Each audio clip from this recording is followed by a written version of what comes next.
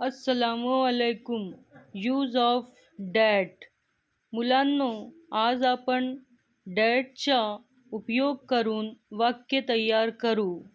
That या शब्दाचा उपयोग दूर असलेली एक व्यक्ती, वस्तू किंवा प्राणी दाखविण्यासाठी करतात.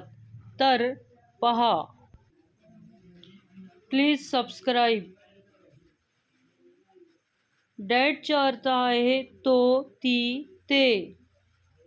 That is an ox. तो बैल आहे. That is a cat. ती मांजर आहे. That is a tree.